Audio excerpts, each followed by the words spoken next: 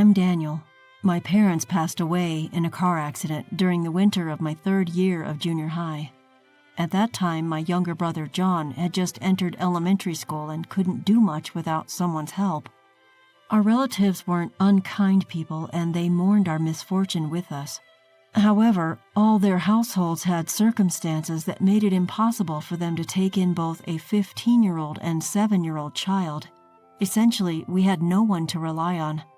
So, although I had plans to go to high school, I decided to give that up.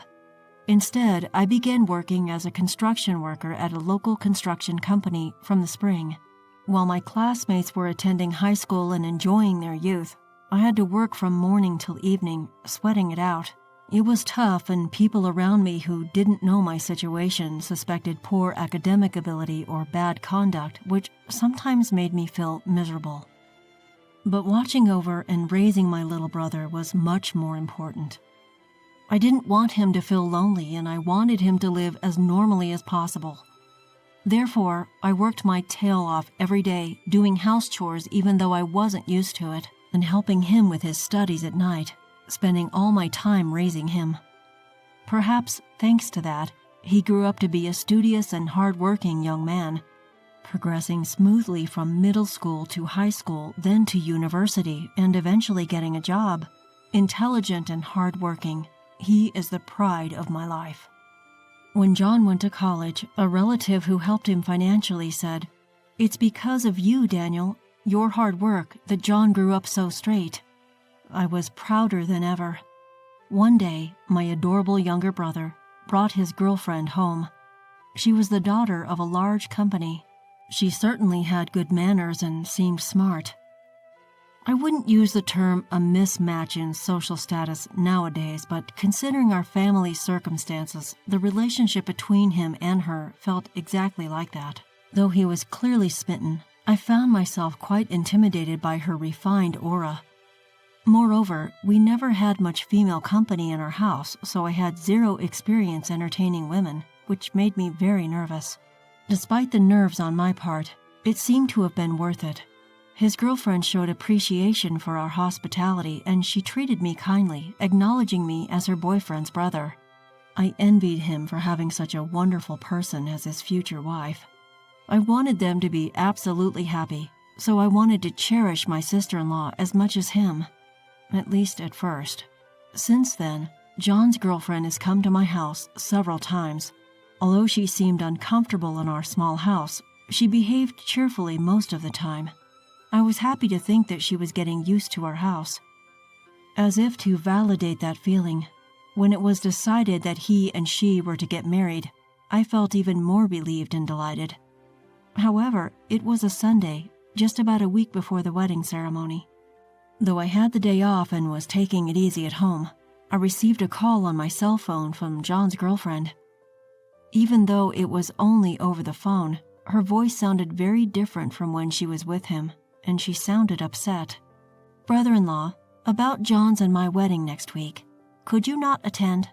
"What do you mean?" I asked, surprised, but she continued without paying attention. "Well, you see, my family has a fair bit of stature. I can understand John being there because he's brilliant and handsome regardless of his background. But for someone like you, Daniel, who lacks educational and professional credentials, to be part of our family is a bit troubling, let's say. It's not just about me. I can't put my parents through the embarrassment or discomfort." She spoke clearly, not mincing words. John had told me that he liked her straightforward personality, but to me, it was just cruel. "I understand that legally you can't sever the ties of brotherhood, so I'll give up on that. But at the very least, I would like to pretend you don't exist. All I'm asking is for you to not attend the wedding and not be present at family gatherings. Can you do that, for the sake of John's and my bright future?" Regardless of how she feels, when she says it's for his bright future, I can't deny her words. After all, I've lived my life up until now for his happiness. I can't go against that policy at this point, even if that meant I couldn't be present on his big day. "I understand your point. I too have lived long enough, and it's not like I haven't been told about my lack of education and career credentials. If my absence will be beneficial for John and you, I will not attend the ceremony. Is that okay?" "Yes, I really appreciate it." As soon as I confirmed my absence, her mood seemed to brighten, and she said goodbye in the cheerful voice I was familiar with, and hung up the phone. After the call, I felt a wave of exhaustion and ended up slumping on the floor. Even though I said all that, it doesn't mean that I'm not upset. Rather, the fact that someone who is going to be family, his wife, thinks of me in such a way is sad. What's most painful is not being able to attend his wedding. I wanted to take our parents' portraits there and celebrate with the four of us as a family. But I can't deny it. The truth is, my academic abilities are not strong, and my employment history is not something to be proud of. It was my own decision to give up on pursuing a higher education, so the one to blame is actually me. I'm the one dampening his new beginning. I'm the one casting a shadow over his important milestone. As I fell into deep self-loathing, I spent the day feeling depressed. After being in a daze all day, unable to focus on anything, he returned home after finishing work. While having dinner, he shared various things with me about the wedding reception, honeymoon, and their future life. However, due to what he had said earlier, I found it difficult to come up with a witty response or engage in a meaningful conversation. "Daniel, what's wrong? Are you feeling ill?" John looked at me worriedly, but I didn't know how to respond. I'm not particularly bright and I'm bad at lying. So in times like these, I usually speak up, but I don't want to say anything bad about the woman who is about to become his wife. However, if he were to say the same thing as her, then I could accept it. I could bear to graciously decline attending the wedding. Afterwards, realizing the importance of my relationship with him, I mustered the courage to be honest and share all my feelings and thoughts, even though I knew it might make him dislike me. "Your girlfriend told me, someone who can't exactly boast a life to be proud of, not to attend your wedding," she said. "If you feel the same way, just tell me outright. The most painful thing for me is to be a burden to you. If you don't want me to attend, I'll gladly comply." And then, with a voice seething with anger from the core of his being, he said this to me. "You really think I would say something like that? There's no way I could think something so cruel about the only family I have." Roaring those words, John calmed down a bit. Then, with a look as if he just thought of something, he said to me, "Daniel, how about not coming to the wedding just as she said? Please, I'd like you to wait for me at home. Is that okay?" "Wait, what do you mean?" The words were quite shocking, but I understood from John's subsequent words that there was some thought behind it. "There's no need to show up to a celebration involving someone who says terrible things, Daniel." On the wedding day, although I was told not to come, I was still worried. To my brother, I'm the only person he can call family. I couldn't help but worry if there were any issues or disputes during the family gathering. So I got dressed in my brother's suit and secretly went to the venue, but it was strangely quiet at my younger brother's place. I approached one of the staff members who seemed troubled, wondering what was happening, and asked, "Sorry for being late, but how far has the ceremony progressed?" The staff member replied, "We can't start the ceremony because none of your groom's family has arrived yet." What? I was led to John's dressing room and asked him, "John, our uncles haven't arrived?" "Daniel, that's right. I told them not to come." "Why did you suddenly say not to come?" "If I told our uncles and aunts what you've been told, they'd say, well, we're the shameful relatives who couldn't help when you needed. So we won't attend the ceremony. That's why nobody's coming today. I just thought I'd eat the food and go back. It's a waste otherwise." That's completely outrageous. I can't hide myself shaking up. Why would the entire family go to such lengths to make things difficult? It was supposed to be a day of celebration for you. What could have possibly led them to such a decision? Seeing my silence, John reassured me by saying, "I loved her, but I can't forgive her for what she said to you. My pride. Uncles in our family feel the same way. If she can't consider you as family, I can't be part of hers. I'm thinking of breaking off the engagement." Just as John finished speaking, a woman burst into the room. John's girlfriend was in her bridal gown. "How long are you going to keep me waiting? We're already past the start time." To the agitated her, John replied calmly, "At the very least, none of my family will be coming. Daniel here didn't come for this wedding. He's just here to see me. Let's just have our meal and call it a day. As for you and me, we can't get married. I'd like to say this engagement never happened." "That's impossible. You can't just cancel the wedding at the last minute like this." John's response to his girlfriend, whose face turned red with embarrassment and anger, was cold. "You seem to have said some pretty terrible things to him. Remember the family issues we discussed before? Knowing all that, you decided to say something that would upset him, and while I wasn't around at that, I was pretty surprised at first how low you could stoop, but then I realized you're exactly the type to do something like this. You only see people based on their achievements, don't you? Unfortunately, I'm also what you'd call a failure raised by another failure, so I can't marry a woman who doesn't care about my family." She burst into tears. "I'm just telling the truth. I can't introduce a family where the husband's family consists of only high school dropouts working in construction. How shameful." I asked myself if I could remain silent after being talked to like that. John defended me and sided with me, and if I kept my silence, it would make him look foolish. This was an issue between her and me. While she might be right, I have lived my life doing my best. It hurts when someone who knows nothing about me looks down on me. Yes, I might not be the brightest, and I have no prestigious credentials, but even without such things, I have lived my life strongly to protect my precious family. You have no right to deny my way of life." With her hysterical crying and my loud voice, her family and the venue staff began to gather. Inadvertently, everyone heard her offensive words. Her parents, figuring out what was happening through her words, began to bow their heads to my brother and me. "And here I thought you finally found a man to marry, and you start saying such things. I thought I could finally relax, thinking you were going to move out." Her father, his head in his hands, scolded her. "We deeply apologize. It's partly our fault for spoiling her too much. We sincerely apologize and hope you can forgive her."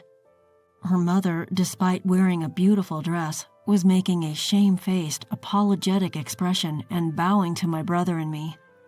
Even her friends who were attending the wedding seemed to have had enough of her offensive remarks about the groom's family. No one came to her defense or interfered. The attendees just stared at her in disbelief. Even she, usually so glib, was left speechless. Perhaps she finally realized the reactions her words were causing, or maybe she finally understood the disastrous situation she had created. "I was 7 when our parents died," John began. "My older brother, who started working as soon as he finished middle school, has been sacrificing so much for me. His life isn't something that just anyone can emulate, and even if I was in the same position, I don't think I could have done it. Even if one has a good education, it doesn't guarantee they can live that way. I knew this even when I was 7, but you couldn't understand that. You're less mature than a 7-year-old. I can't marry a child, and I don't want to, so I'm breaking off our engagement. I don't want to see you anymore." After saying this, John apologized to her parents for the abrupt cancellation and then to the staff. Though he had apologized very respectfully and humbly, it was also a clear statement that he had no intention of changing his stance. She, who ruined one of life's biggest turning points, her wedding, through her own actions, stared blankly at the aftermath. "You have a family who scolds and protects you in times like these, right? My younger brother, too, when he heard about our phone call, was angrier than me. While educational background and work history are certainly important, for me, he is far more important than any of those things. So, knowing he outright refused to marry someone like you, I'm a little relieved now." She cried again. It was probably the only thing she could do. And so, the wedding ceremony was canceled before it could even begin. Afterward, John really did break off the engagement with her. Since they hadn't submitted their marriage license yet, There were no procedures to be taken care of, and he quickly cut ties with her. Later, some attendee disseminated photos of the scene online, and it seems that she and her family lost their standing at work because of this. She probably won't be able to date or marry for a while. It's probably a good medicine for her who was so arrogant. John says that she took care of the entire cost of the wedding cancellation. Of course, it's only right since she was the one who caused this mess and we, the victims, don't need to worry about it. I'm grateful to him. I don't know anyone else who would get so angry for me. Not just because we're family, but because he respects me as a person, and although this isn't the ideal circumstance, I got to learn this again. After this incident, it feels like our bond as brothers has deepened even more. I'm really proud of John, whom I've raised with care even though we don't have parents, for growing into such a fine person. Encouraged by him, I started studying for my high school equivalency exam, something I'd been contemplating for a while. A year later, I passed the exam and switched jobs. It's a completely different field from what I was doing, but learning something new is fun. While working hard, I got my first girlfriend. Of course, she's a woman who values me and my precious family. I plan to invite her over and introduce her to John soon. I want to brag about my wonderful younger brother.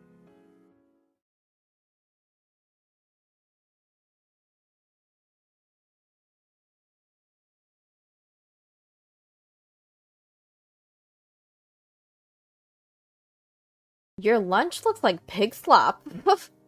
With those words, my boss belittled the lunch that my husband and daughter had lovingly made for me. I put up with her insults for a long time, but this time I couldn't hold back, and I finally stood up to her. Her harassment escalated after I stood up to her. Then tragedy struck when my husband was in an accident, and our life was turned upside down. Worn down in body and spirit, I finally quit my job. Fast forward a few years. Why do you always have it so good? My old boss said to me when we met again. My name is Remy. I live with my husband James and our 5-year-old daughter Mabel. Today's lunch looks delicious. Thanks, Mom. You're welcome. I'll probably be late from work today, so enjoy your time with Dad. Please pick up Mabel from the childcare center. Okay. This is a typical morning scene in our household. I'm always rushed and bustling about, yet my husband and Mabel watch over me with smiles, never uttering a single complaint. I work in caregiving. It's a shift job with early and late hours, and overtime is common due to staff shortages. The work can be physically demanding, but I'm proud of what I do. It's my family's support that has enabled me to continue. Good morning. I arrive at work 5 minutes before start time. Remy, your hair's a mess. You take care of your family in the morning and then work full-time? You're truly amazing. My single colleague always praises me when I rush into the workplace. Blessed with good colleagues, I've been working hard, but enjoying my job. However, there's one person at my workplace who doesn't think well of me. Remy, you're cutting it close again today. You have a lot to do, so please come earlier and prepare. I'm sorry. The one who always finds something to complain about me is my female boss, Sissy, a veteran in this office. She's been here since I joined. From the beginning, I sensed she was harsh, but at first, she never said anything personal. If I asked her about work, she taught me well, and honestly, I relied on her in some ways. But since I returned from maternity leave, Sissy's attitude towards me has become harder. I didn't know why, but since others were also treated harshly by Sissy, I thought it was just her preference, and tried my best not to get on her bad side. One morning, I woke up to find that my husband and Mabel, usually sleeping beside me, were not in bed. Seeing the sunlight coming through the curtains, I was startled and looked at the clock. The clock hands were pointing at 7 o'clock. Oh no, I have to make lunch! I ran frantically to the kitchen. Good morning, Mom! I heard Mabel's cute voice from the kitchen. Sorry, I overslept! You must be tired from working late, so we let you sleep, just for a little while. We don't need lunch today, Mabel and I, so it's okay.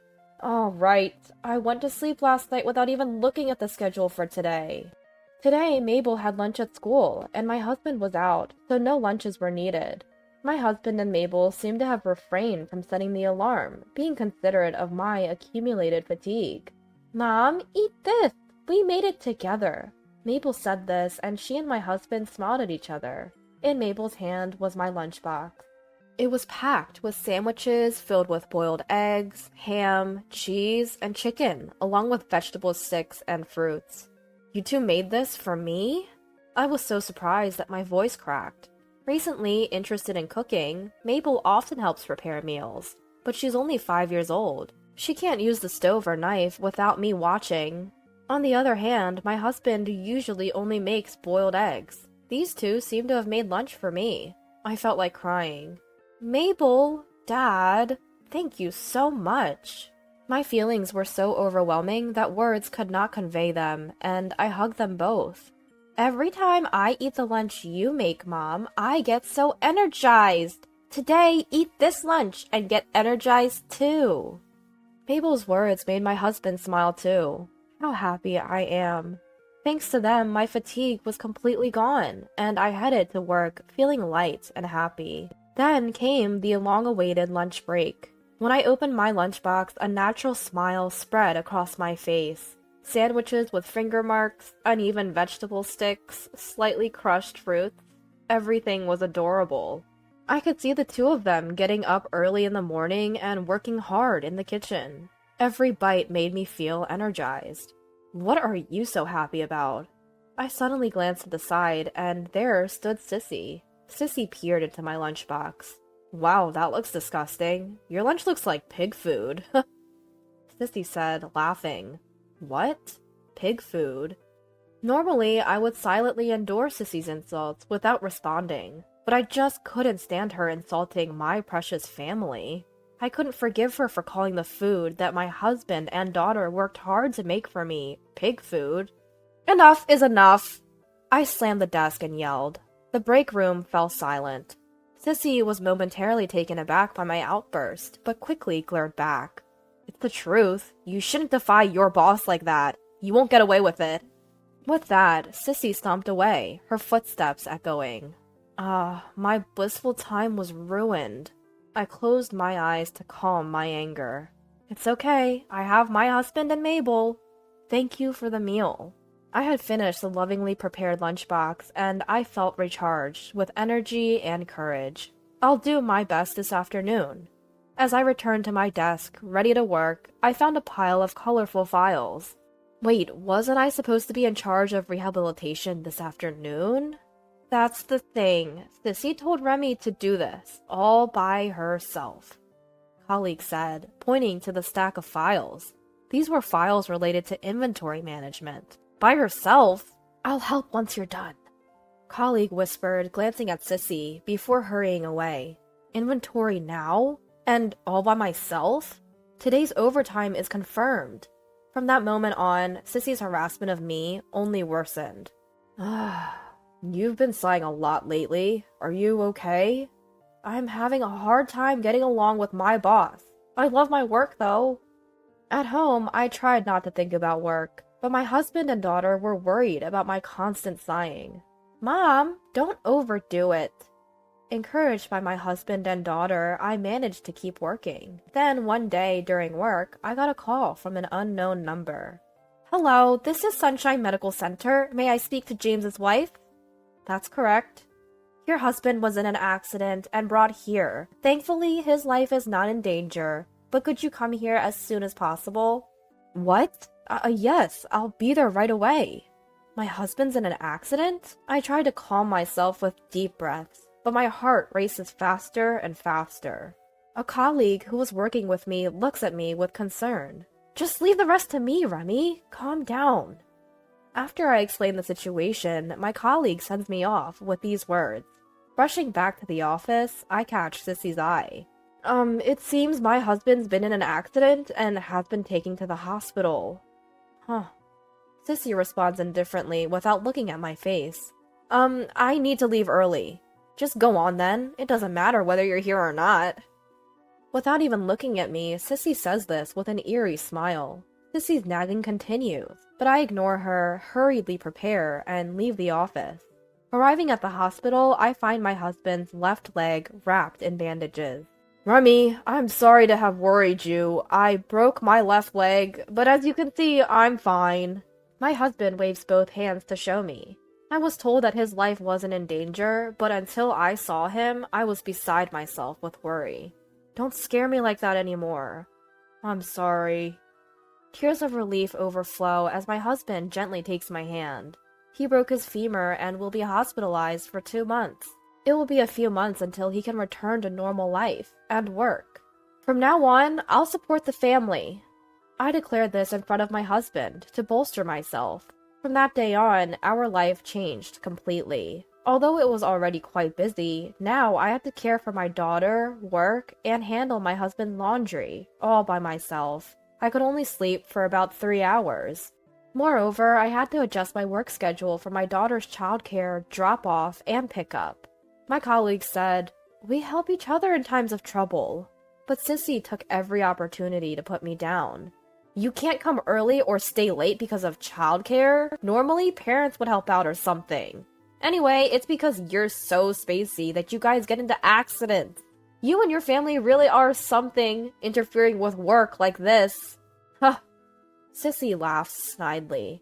If I could get my parents to come, I would have done so from the start. But both our families are far away, and there's no one nearby to rely on. Others were in the office, but no one cared.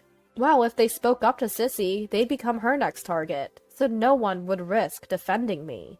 I was already feeling constrained by having others do my work, but being criticized not only for me, but also for my family, had shredded my heart. That evening, when I stopped by my husband's hospital, he patted the bed, beckoning me to sit.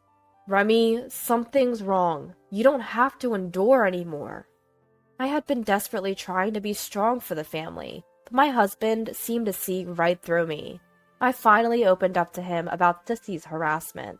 After hearing everything, my husband quietly said, Remy, don't push yourself anymore. How about resigning from that workplace? Money's not a concern. As long as you're smiling, our family will be happy. My husband's words began to heal my battered heart.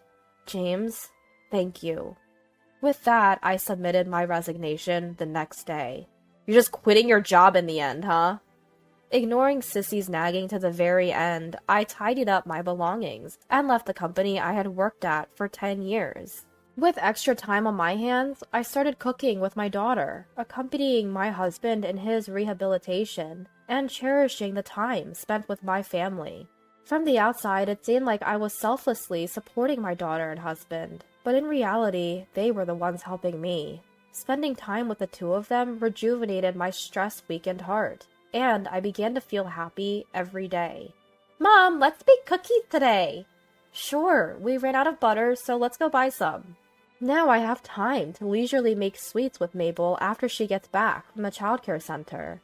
Hoping for this blissful time to continue, I decided to seriously start studying. 4 years later, after finishing shopping and waiting for the elevator, I was called from behind. Remy, long time no see. A familiar voice. My body twitched in response. Turning around, the voice indeed belonged to my former boss, Sissy. I was at a loss for words, but Sissy continued. I live on the top floor here. Oh, really? I had been tense until then, but Sissy's words made my lips loosen. I shifted into work mode. Thank you for renting from us. What do you mean? Sissy couldn't understand my words. The owner of this high-rise condo is my husband. What are you talking about? Sissy's eyes darted around. In fact, my husband had bought this high-rise condominium when it was newly built 4 years ago. Then, right after that, he had an accident. While he was hospitalized, I quit my job and started studying frantically, taking over the owner's duties for the condo in place of my husband. Feeling suited for the owner's role, I continued to support my husband, even after he was discharged. I continued my studies, and now I own and manage a condominium myself. How do you like our high-rise condo? The view from the top floor is stunning, isn't it? By the way, a new condominium was built in the neighboring city recently, and I am the owner there. It's close to the station and very convenient. If you know anyone who wants to live in a condo, I can give you a brochure. Shut up! I was eagerly pitching, thinking that someone living on the top floor would likely have money. But Sissy interrupted my words, screeching, "Why do you get to have all the good things?" She's not my boss anymore, so I'll tell her what I really think. I made up my mind to do just that. What are you talking about? Working hard only to be belittled by you. What's so good about that? Sissy's face twisted in anger. You have a loving family, don't you? What? Sissy looked down, murmuring softly, "If I had children, I wouldn't feel so miserable." Then Sissy revealed her inner thoughts in a voice so soft it was barely audible. According to her, she had married, but was unable to have children. She wanted them, but things didn't work out with her husband, who desired children too, and they divorced. As a result, all that remained for Sissy was her job, and she worked tirelessly to outperform everyone else. But every time she saw younger people getting married, having children, and taking a year of parental leave, she felt miserable. My busy mornings, rushing into work, seemed to her a symbol of happiness, and she was actually envious. At the same time, she couldn't stand my apparent happiness, blessed with a child and husband, and that's why she was harassing me. Hearing this didn't bring up any sympathy in me. Mixing personal feelings with work and harassing your subordinates is the worst thing a boss can do. I lost my job because of you. What you did is unforgivable. I said that and rode the elevator alone, closing the door. Sissy didn't apologize until the end and just stood there, looking down. Now, 3 months later, Sissy moved out of the apartment building. Rumor had it that after I quit, Sissy started targeting other staff who were raising children and continued harassing them, as she did to me. During this time, the company established a harassment consultation service due to stricter compliance in recent years. One day, there was an anonymous tip about Sissy's harassment, and the company conducted an internal investigation. They confirmed the facts and also uncovered that I had been forced to resign due to the harassment. Taking the situation seriously, the company decided to demote Sissy and transfer her to a lower-paying department. As a result, Sissy could no longer afford her rent and had to leave the high-rise apartment building. It's only what she deserved. My husband, who had been worried that Sissy might harass me again, seemed genuinely relieved that she had left the high-rise apartment building. I'm really thankful that you encouraged me to resign back then. Me too. I'm always thankful to Remy. Let's keep it going. With that, my husband reached out his hand. We shook hands and looked up at the vast sky. Our family's future will surely continue, just like this sky. Surrounded by the clear sky, we felt happiness in our everyday life together, as a trio. From the bottom of my heart, I wished to continue this way forever.